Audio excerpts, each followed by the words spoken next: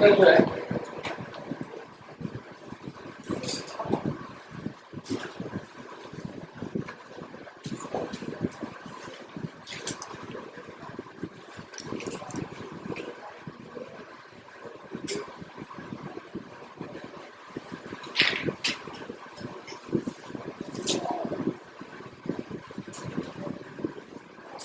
समझ आया, ये आपका हॉर्सू मैग्नेट है, ठीक है। इसका पोलैरिटी बता दी, ये नॉर्थ पोल है, ये क्या है साउथ पोल, ठीक। उसके बाद हम लोग क्या दिए ना कि कंडक्टर लिया, ये क्या आपका दिस इज अ कंडक्टर है ना। एक कंडक्टर को लिया और उसको क्या किया सस्पेंड किया फ्रीली, जो कि आपका हॉर्सू मैग्नेट के मैग्नेटिक फील्ड में रीजन में, और यहाँ से हम लोग क्या कर रहे हैं स्विच लिया और एक बैटरी। अब समझ, अगर ये करंट है तो करंट का डायरेक्शन ये होगा, this is the direction of current. हाँ, मैग्नेटिक फील्ड का डायरेक्शन ऑलवेज किधर होता है, from north to south.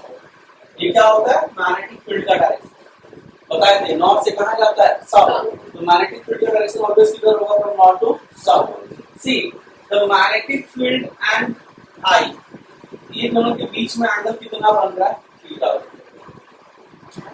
Magnetic field और करंट के बीच में एंगल कितना आ रहा है थीटा। तो ये कह रहे हैं कि अगर कोई current carrying conductor magnetic field में प्लेस्ड है तो वो इस पे क्या लगाएगा, एक फोर्स लगाएगा, उस फोर्स को कहते हैं हम लोग लॉरेंज फोर्स। क्या बोलते हैं,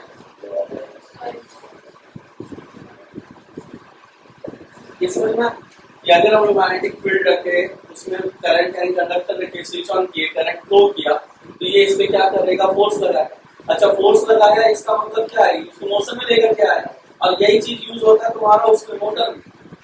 मोटर में क्या करते हैं हम लोग, वही करंट फ्लो कराते हैं, और वो मोटर क्या करता है उसको मैकेनिकल एनर्जी में कन्वर्ट, है ना। यही एप्लीकेशन यूज होता है तुम्हारा मोटर लॉरेंज फोर्स। तो ये जो फोर्स लग रहा है this is called Lorentz force. अब समझो, ये तो हो गया लॉरेंज फोर्स। इसका मैग्नीट्यूड का अगर हम लोग बात करेंगे तो ये बोलता है कि the magnitude of force applied on the conductor is directly proportional to the magnitude of current. ठीक है, the magnitude of force applied on the conductor is directly proportional to the magnitude of current. दूसरा बोलता है this is directly proportional to the magnetic field strength.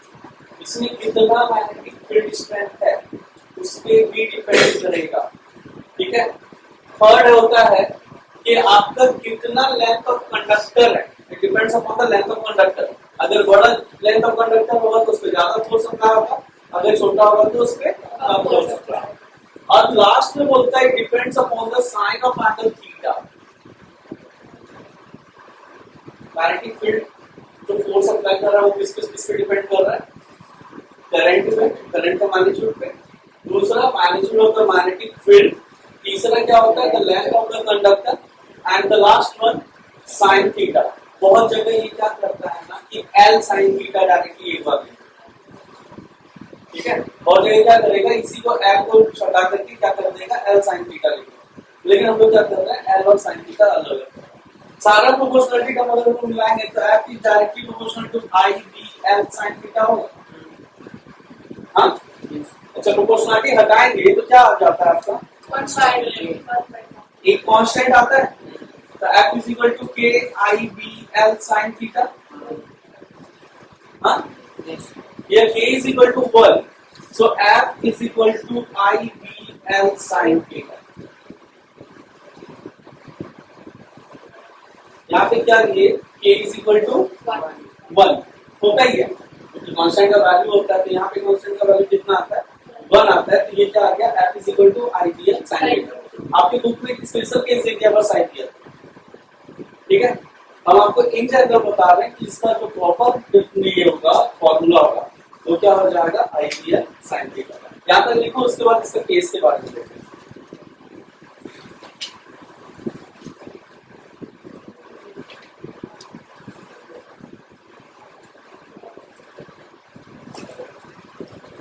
यहाँ पे लिख देते हैं magnitude of current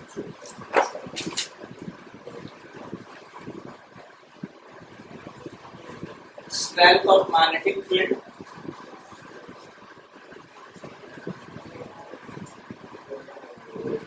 length of the conductor,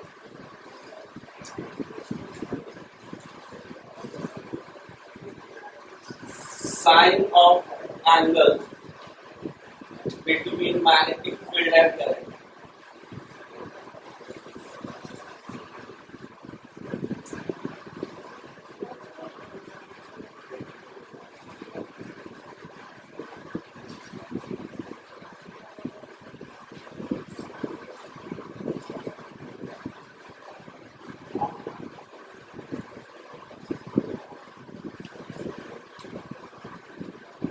motor में आता है सीसी मोटर नहीं है नहीं नहीं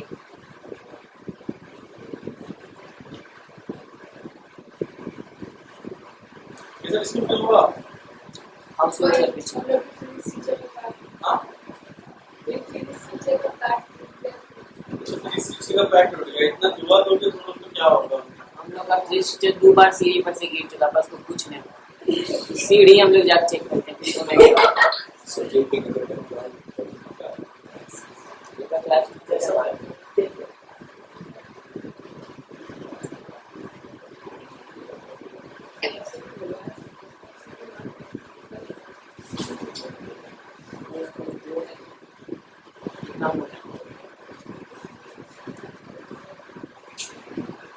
तब करें नहीं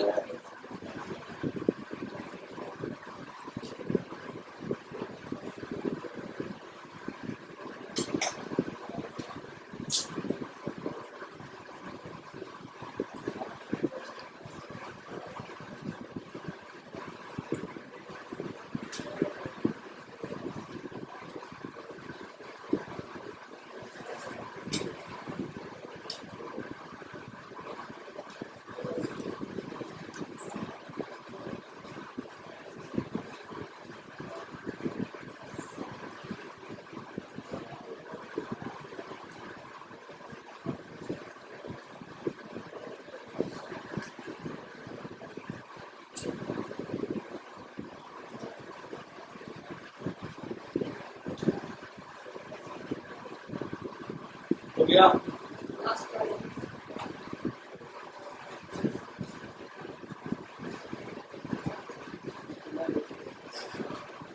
डायग्राम अच्छे से बनाना है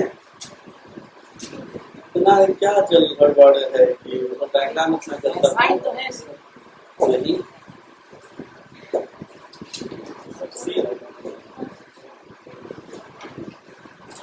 वास्तु बुक में इतना टेढ़ा मेढ़ा बना दिया सब कुछ मतलब है इसलिए तो बताते हैं धीरे धीरे हो गया ना चल अब यहाँ पे देखो स्पेशल केस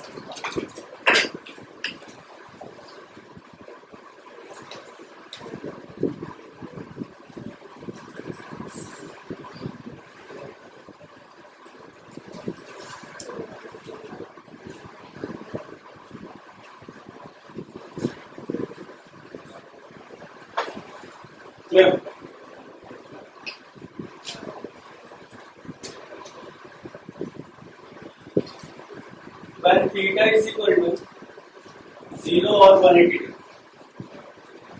जब थीटा का क्या होगा 0 और 180 सो 0 और 180 डिग्री के केस में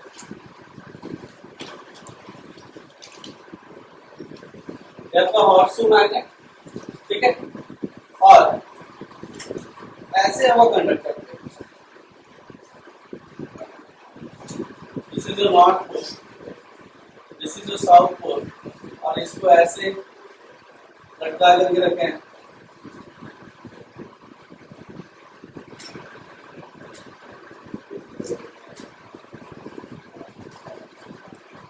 ऐसे समझाने के लिए लोस्टैक वगैरह नहीं लगा अब इधर से करंट गया करंट का डायरेक्शन इधर मैग्नेटिक फील्ड का डायरेक्शन इधर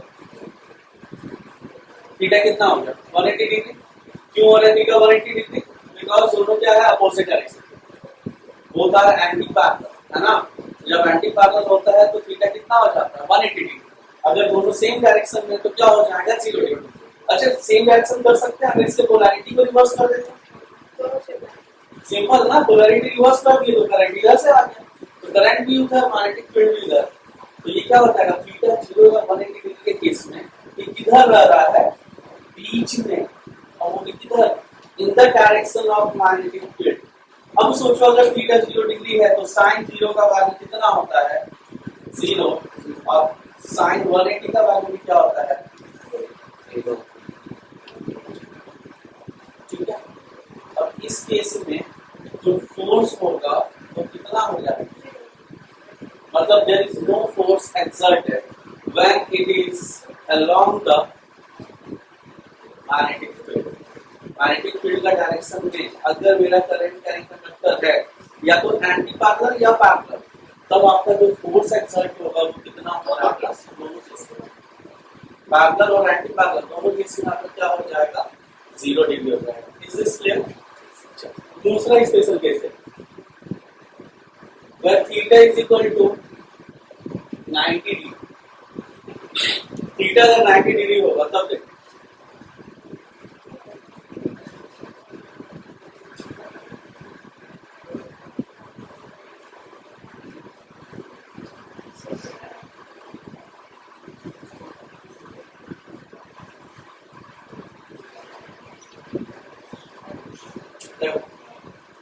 यहां से आपको करंट निकला, करंट का डायरेक्शन इधर, मैग्नेटिक फील्ड का डायरेक्शन इधर, दोनों के बीच में थीटा कितना आ रहा है, 90 डिग्री आ रहा है। मतलब अगर हम लोग मैग्नेटिक फील्ड के परपेंडिकुलर, जिधर आपका मैग्नेटिक फील्ड जा रहा है उसके परपेंडिकुलर अगर करंट कैरिंग कंडक्टर रखते हैं तो वो थीटा की कितना हो जाएगा, 90 डिग्री। और जब थीटा 90 डिग्री होगा तो sin 90 इज इक्वल टू कितना आ जाता है, 1 मैक्सिमम वैल्यू, है ना। तो आपका जो f होगा वो कितना हो जाएगा, IBL sin 90, मतलब f is equal to IBL। आपकी बुक में यही दिया, वो मान करके चला है कि थीटा आपका क्या है, 90 डिग्री। और जाहिर सी बात है क्लास 10 के लेवल में हो जाते हैं, लेकिन तो जनरल केस बता दें, फॉर्मूला होता है आपका IBL sin थीटा, उसका ये स्पेशल केस IBL। और ये जो फोर्स होता है ये आपका होता है मैक्सिमम फोर्स। ये कैसा फोर्स होता है, मतलब किसी भी कंडक्टर पे जो मैक्सिमम फोर्स अप्लाई होगा वो कितना हो सकता है, IBL हो सकता है। जबकि ये आपका क्या है, मिनिमम फोर्स। जो मिनिमम फोर्स होगा मतलब 0 force exert. Is this clear? तो यही था आपका all about the force, that is Laurent force. उसका मैग्नीट्यूड अभी पढ़े। अब हम लोग पढ़ेंगे इसका डायरेक्शन क्या, कि वो डिफ्लेक्ट किधर हो। अगर किसी पे फोर्स लगाएंगे तो वो डिफ्लेक्ट क्यों होगा ना, तो किस डायरेक्शन में कैसे डिफ्लेक्ट होगा वो पढ़ेंगे। पहले ये मैग्नीट्यूड वाला देखो।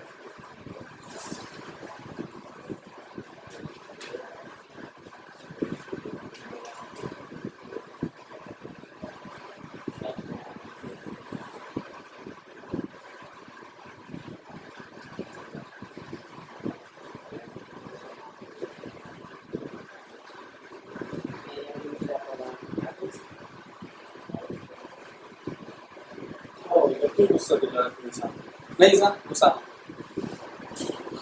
तुम गुस्सा नहीं है तो पढ़ नहीं पाओ, खुला ना।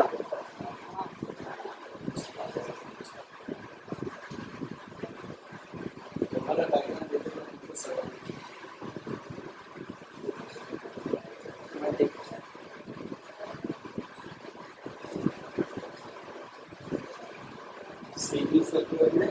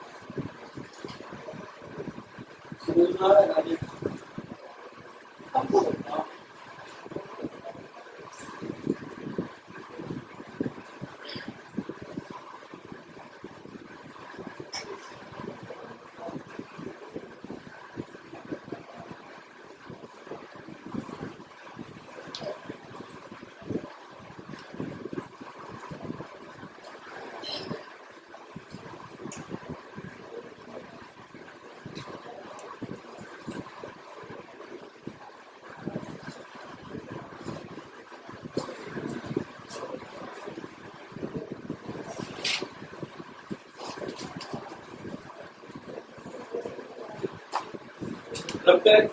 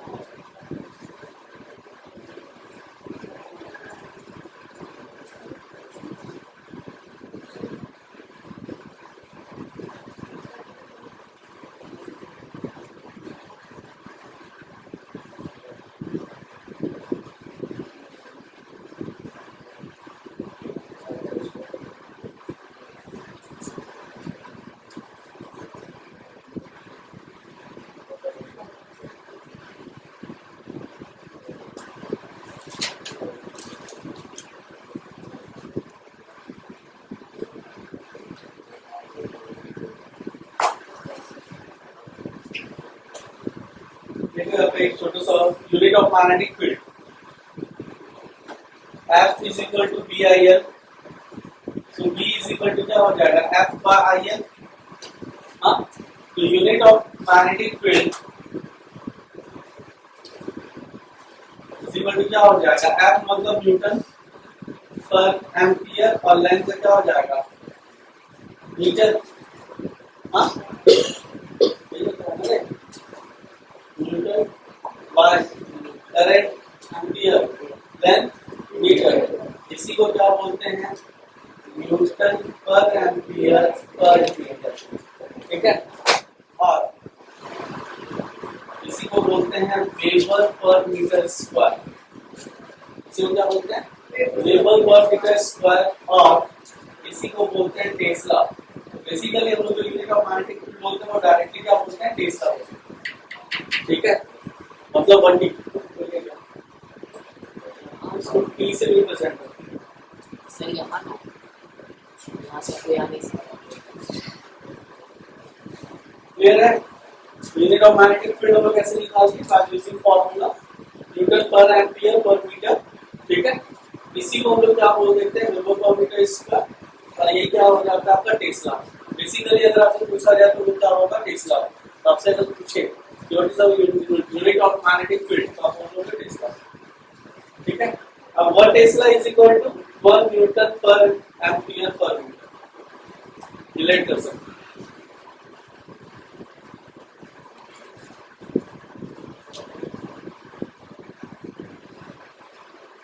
ना नेक्स्ट, अभी हम लोगों को पता है कि फोर्स आपका कैसा क्वांटिटी है।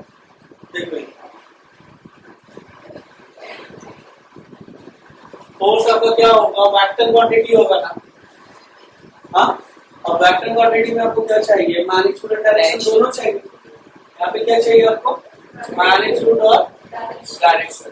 मैग्नीट्यूड तो मेरा F का आ गया IBL मैक्सिमम, यहाँ पे मैक्स लिख देते हैं। तो मैक्सिमम जो फोर्स लग रहा है वो कितना लग रहा है IBL लगेगा। डायरेक्शन हम लोग को पता चलता है फ्लेमिंग्स लेफ्ट हैंड रूल से। डायरेक्शन किसे पता चलेगा Fleming's left hand. So left hand निकालो, सबके पास लेफ्ट हैंड है। तो 3 फिंगर को ऐसे रखना है लाइक ये तीनों एक दूसरे के perpendicular, these three are mutually perpendicular to each other। बिल्कुल ऐसे स्ट्रेच करोगे these three are mutually perpendicular to each other। ठीक है, कर लिया। अब आपको याद रखना है मदर फादर चाइल्ड। क्या याद रखना है mother father child. M for mother ना, तो M फॉर मोशन, मतलब इधर डायरेक्शन इधर वो मूव करेगा। ठीक है, F फॉर फादर मतलब magnetic field, F for field ना, तो ये क्या हो जाएगा मैग्नेटिक फील्ड। और C फॉर चाइल्ड मतलब C फॉर करंट। ये 3 का बच्चे का M for mother, that is motion. Motion, Magnetic field, F for father, C for child, current. current. याद रहेगा? अच्छे. हम ऐसे ही याद रखें थे, बाकी तुम लोग के ऊपर है जैसे भी याद रखते हो. Thumb indicates the motion, इधर फोर्स लग रहा है. ये जो मिड फिंगर है this source of magnetic field and ये जो है आपका ये क्या शो करता है करंट. अच्छा इसको देखने के लिए सबसे पहले आपको क्या करना है? सबसे पहले आपको अलाइन करना है अपने फिंगर को अलोंग द मैग्नेटिक फील्ड. उसके बाद करंट को अलाइन करना है. Then the thumb indicates the direction of force supply. पहले हाँ मोशन मतलब जिधर फोर्स लग रहा है और क्या? The direction of force supply. समझ में आया? First align the finger, which is the direction of magnetic field. Then current. Then the thumb indicates the direction of force supply. Is this clear? Yes. चलो अभी हम लोग अब ये वाला देखेंगे पुराना वाला. इसको लिखना है? लिख चुके हो?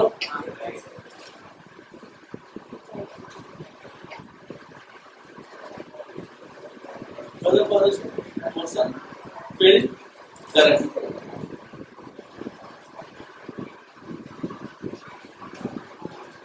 अच्छा कोई कोई जो है ना FBI से याद रखता है. नहीं FBI फोर्स, B से magnetic field, I for current. या फिर हम वो फिंगर सेंटर. अभी तुम्हारे ऊपर है. कोई कोई FBI से याद रखता है force, magnetic field and current. जिसको स्नैपर पसंद है, उसको गोलू की पसंद है, तो FBI याद रखेगा.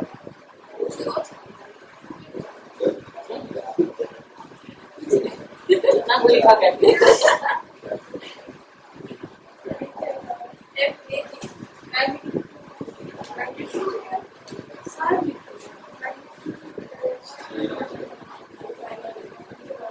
चलो याद है.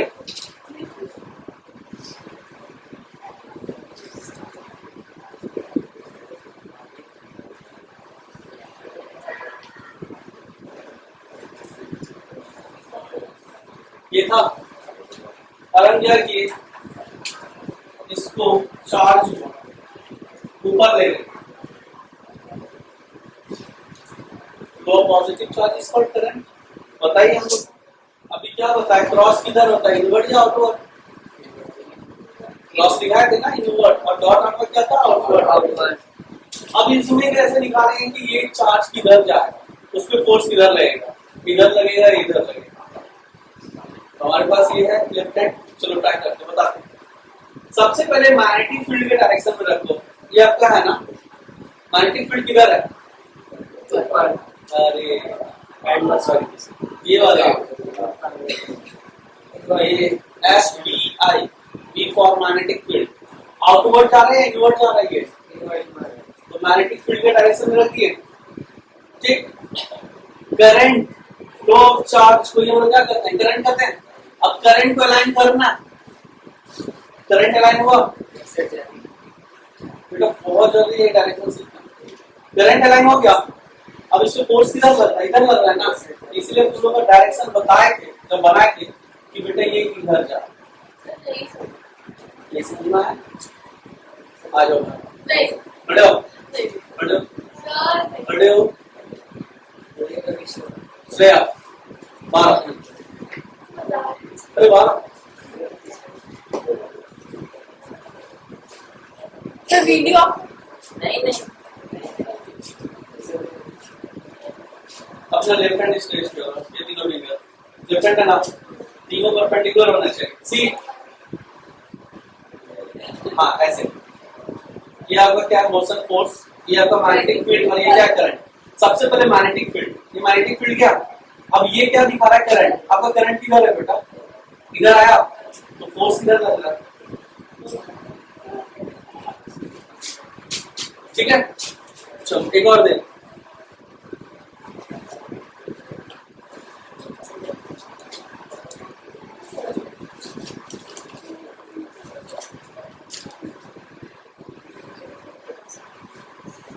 फोर्स इधर लगेगा ऐसे. हलवा नहीं है. पहले तो next topic electromagnet.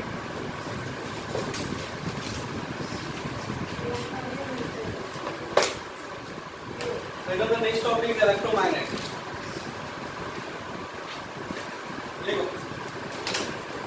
electromagnet is a temporary.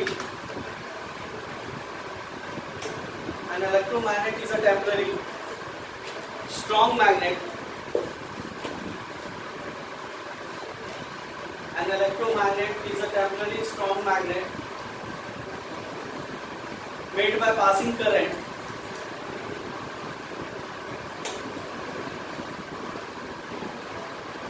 Made by passing current in a coil wound around a piece of soft iron.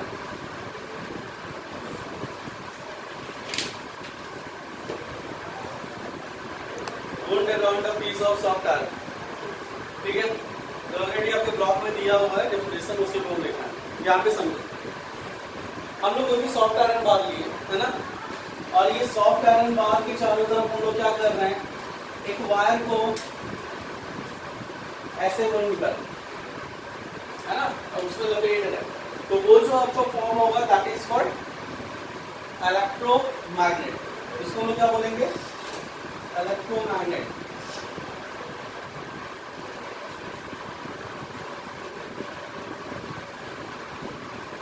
ऐसे हो गया रियोस्टैट वगैरह में लगा दिए।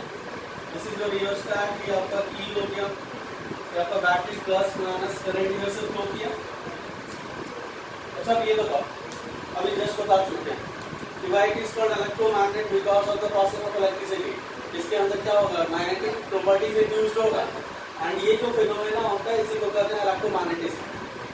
ठीक है, या हम लोग आगे जाकर के करते हैं इलेक्ट्रोमैग्नेटिक इंडक्शन को आगे जाकर के पढ़ते हैं। अभी क्या हो रहा है कि ये आपको क्या बन गया, इलेक्ट्रोमैग्नेट बन गया, और इसका मैग्नेटिक फील्ड स्ट्रेंथ बढ़ेगा। प्रॉपर्टीज वगैरह पता ही हम लोगों को देख चुके। अब ये टाइप कितना होता है, कितने तरीके से हम लोग इलेक्ट्रोमैग्नेट को बना सकते हैं, तो देयर आर टू टाइप्स। इससे बहुत ज्यादा क्वेश्चन नहीं आएगा। कितने तरह का होता है, दो टाइप का। पहला होता है आई शेप, और दूसरा क्या हो जाएगा, यू शेप। यू शेप को ही हम लोग कहते हैं horseshoe magnet. This is also known as horseshoe magnet.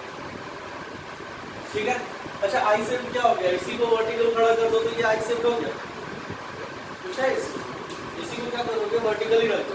अच्छा अब एक चीज और देख, यहाँ पे अगर हम लोग करंट देखेंगे तो दो तरफ जो करंट जा रहा है एक्चुअली ऐसे इधर से आ रहा है। ठीक है, तो एक तरफ आपका क्या होगा, नॉर्थ पोल, और दूसरी तरफ क्या होगा, साउथ पोल, क्योंकि ये मैग्नेट की तरफ बिहेव कर रहा है। By seeing the clockwise rule हम लोग यहाँ पे देखते हैं कि ये क्या बन रहा है, नॉर्थ पोल, और ये क्या हो रहा है, साउथ पोल। अगर आप अपने बुक में देखोगे तो वहाँ पे क्लियरली दिख रहा है। आप लोगों के पास बुक है, तो वहाँ पे देखो क्लियरली दिख रहा है आपको कि वो क्या बनेगा, नॉर्थ पोल एंड साउथ। ठीक है, इसमें और कुछ भी नहीं है, यू शेप में भी वही है, वही सब चीज बताएगा, कुछ है नहीं। तो एक बार इसको देख लेना। अब जो मेन टॉपिक स्टार्ट हुआ, this is all about your first exercise. ये कंप्लीट हो गया। हाँ नहीं यार, अभी जो पढ़ाने वाले हैं ये बहुत इंपॉर्टेंट है, इसको force on a current carrying, force on a current carrying conductor लिखना। हाँ, force on a current carrying conductor in a magnetic field.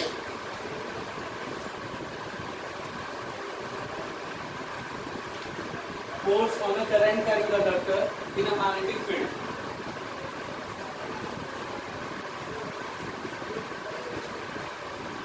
ये बहुत इंपॉर्टेंट है, इसको समझो। जब ये से मैग्नेटिक फील्ड में, ठीक है, तो मैग्नेटिक फील्ड है, उसको थोड़ा सा हम ऐसे लेकर के चलते हैं। ये मान लो कि ये तुम्हारा मैग्नेटिक फील्ड, कहोगे सर ये क्या दिखा, क्रॉस मतलब क्या होगा, क्रॉस मतलब कुछ है, ये बता रहा है ये किधर है आपका, आउटवर्ड प्लेन में है, मतलब दिस इज अ प्लेन। ठीक है, तो मैग्नेटिक फील्ड पैरेलली आउटवर्ड है। समझ में आ रहा है, ये आपका क्या दिखा रहा है कि प्लेन के आउटवर्ड डॉट होगा तो वो इनवर्ड होगा। अभी ये प्लेन से पैरेलली है, पैरेलल यूनिफॉर्म मैग्नेटिक फील्ड है, और यहाँ पे अगर हम लोग किसी एक चार्ज को, जो चार्ज आपका क्या है, लेस पहला क्या बता रहे हैं, this is your uniform magnetic field,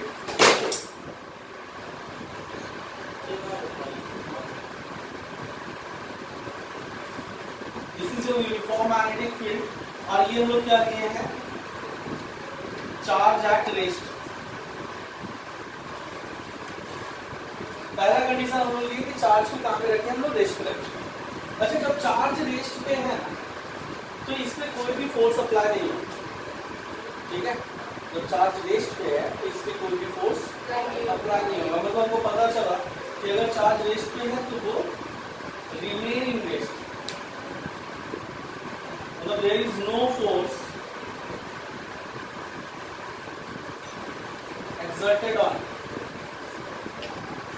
कोई भी फोर्स नहीं है जो उस पर एक्सर्ट करे। अब हम लोग क्या कर रहे हैं ना, इस चार्ज को मूव करा। सेकंड कंडीशन, सेकंड हम लोग क्या किए कि चार्ज को हम लोग क्या किए, मोशन में लेकर के आए, ठीक है। जैसे ही चार्ज को मोशन में लेकर के आए तो इसको जाना चाहिए था स्ट्रेट, किधर जाना चाहिए, स्ट्रेट जाना चाहिए था, लेकिन स्ट्रेट नहीं जा रहा, ये अपने पाथ से डेविएट हो रहा है। दो कंडीशन वहां पे देखा गया था। पहला क्या देखा गया कि अगर यूनिफॉर्म मैग्नेटिक फील्ड में किसी चार्ज को रेस्ट पे रखे हैं तो उस चार्ज पे कोई भी फोर्स अप्लाई नहीं होगा, ठीक है, वो रेस्ट का रेस्ट में। लेकिन अगर उसी यूनिफॉर्म मैग्नेटिक फील्ड में हम चार्ज को क्या दे दिए, मोशन दे दिए। मोशन मतलब उसको मूव करा। अच्छा, जैसे मूव करा तो वो जाता किधर, स्ट्रेट जाना चाहिए था, लेकिन बेटा वो स्ट्रेट नहीं गया, वो क्या किया, अपने पाथ से डेविएट हुआ।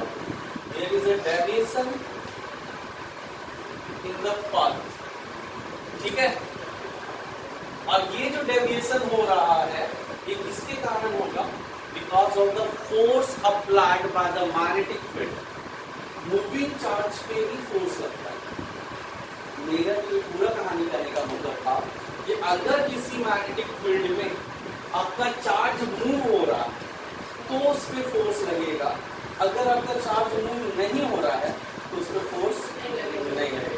इतना क्लियर हुआ, मतलब यहाँ पे एक फोर्स अप्लाई हुआ, force exerted by magnetic field. इस पे कौन फोर्स लगा रहा है, मैग्नेटिक फील्ड एक फोर्स लगा। इज दिस क्लियर, इसको एक बार लिखो।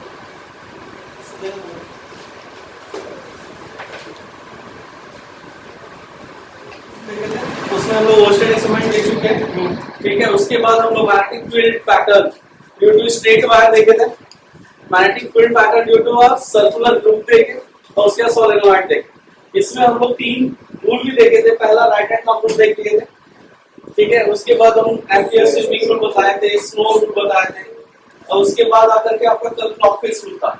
क्लॉकवाइज रूल में क्या देखे थे कि if a current flows in clockwise direction, अगर किसी लूप में वो अगर क्लॉकवाइज डायरेक्शन में जा रहा है तो वो क्या हो जाएगा, क्लॉकवाइज साउथ, और north anti clockwise north. CS और एम याद रखना, याद रहेगा, बाकी दोनों आगे हम लोग देखेंगे। कल जब सोलेनॉइड का होता था तो हम आप लोगों को बताए थे कि कुछ सिमिलैरिटी एंड डिससिमिलैरिटी है किसके साथ, परमानेंट मैग्नेट के साथ। अब पहला ही एक लाइन लिख रहे थे कि जो सोलेनॉइड है it behaves like a bar magnet. अब बार मैग्नेट का मैग्नेटिक फील्ड पैटर्न भी ड्रॉ करके बताए थे कि बार मैग्नेट का क्या होता है बेटा, नॉर्थ पोल से वो निकलता है और इंटर कहां पे करता है, साउथ पोल पे। इधर से भी निकला, ये कहां पे इंटर किया, साउथ पोल पे, और बीच में ऐसे हम लोग मिला दिया। Since this is a solid, है ना, सॉलिड बना हुआ ये बार मैग्नेट, तो इसका इनसाइड हम लोग को नहीं पता चला था। लेकिन जब हम लोग सोलेनॉइड बनाए थे तो उसमें इनसाइड भी निकला था, और इनसाइड कैसा निकला था हम लोग का, अगर हम लोग इनसाइड वाला काम देखेंगे मैग्नेटिक फील्ड पैटर्न तो वो कैसा आया था, पैरेलल। और इसी को क्या बोले थे कि आपका जो मैग्नेटिक फील्ड होता है इनसाइड द सोलेनॉइड वो कैसा होता है, यूनिफॉर्म मैग्नेटिक फील्ड। अगर पैरेलल लाइन दिख रहा है तो कैसा मैग्नेटिक फील्ड है, यूनिफॉर्म मैग्नेटिक। दूसरा चीज ये देखे थे कि ये कॉम्प्रेस जो हो रहा है इधर इधर आउटसाइड, है ना, ये पूरा सर्कल नहीं बना पाएगा, वो क्या होता है, कंप्लीट होता है। अच्छा, धीरे धीरे ये बढ़ता जाएगा, ये धीरे धीरे बढ़ता जाएगा, क्यों, क्योंकि इसका डिस्टेंस क्या हो रहा है, बढ़ रहा है। अच्छा, 12th में जाकर के एक फॉर्मूला है तुम्हारा कि B फॉर्मूला भी अगर बताएंगे आप is equal to BIL sin theta, तो तुम लोग नहीं समझना, बस ऐसे समझना कि जैसे जैसे डिस्टेंस बढ़ेगा, ठीक है, तो डिस्टेंस बढ़ता जाएगा तो उसका सर्कल क्या होता जाएगा, बढ़ता जाएगा, और वो और दूर जाएगा। और जैसे जैसे नजदीक आएगी ये कंप्रेस होगा towards the solenoid. Last point हम बताए थे कि इसके मैग्नीट्यूड को, जो मैग्नेटिक फील्ड का मैग्नीट्यूड है, उसको हम लोग इंक्रीज कर सकते हैं तीन तरीके से। पहला, if you increase the magnitude of the current, second if you increase the number of turns in the solenoid, and third one if we insert a bar में सॉफ्ट आयरन बार, है ना। अगर हम लोग इसमें सॉफ्ट आयरन बार को insert कर देंगे तो इसका क्या होगा, मैग्नेटिक फील्ड स्ट्रेंथ बढ़ जाएगा। अब बात करते हैं कि सॉफ्ट आयरन बार है क्या, और हम लोग सॉफ्ट आयरन बार को क्यों करते हैं। रीजन, पहला रीजन कि सॉफ्ट आयरन बार जो है तुम्हारा वो क्या है, उसके अंदर मैग्नेटिक प्रॉपर्टी को एब्सॉर्ब करने का कैपेसिटी ज्यादा, ठीक है। वो क्या करेगा, मैग्नेटिक प्रॉपर्टीज को एब्सॉर्ब करेगा। अच्छा, अगर वो मैग्नेटिक प्रॉपर्टीज एब्सॉर्ब कर लिया तो वो भी किसके तरफ बिहेव कर रहा है, मैग्नेट की तरफ। अब सोचो, एक तो सॉलिनॉइड अपना मैग्नेटिक फील्ड बना रहा है, दूसरा वो सॉफ्ट आयरन बार भी अपना क्या बना रहा है, क्या बना रहा है, मैग्नेटिक फील्ड बना रहा है। अच्छा, दोनों का मैग्नेटिक फील्ड मिल करके क्या करेगा, मैग्नेटिक फील्ड स्ट्रेंथ को इंक्रीज करेगा। ठीक। दूसरा बात कि सॉफ्ट आयरन बार का रिटेंटिविटी काफी कम होता है। अब ये वर्ड याद रखना, रिटेंटिविटी। ये रिटेंटिविटी कम होने का मतलब क्या हो गया कि whenever when switch off the current या switch off the circuit, तो आपका क्या होगा कि ये जो बार मैग्नेट है, सॉफ्ट आयरन बार जो है वो डीमैग्नेटाइज होगा। मैग्नेटाइज्ड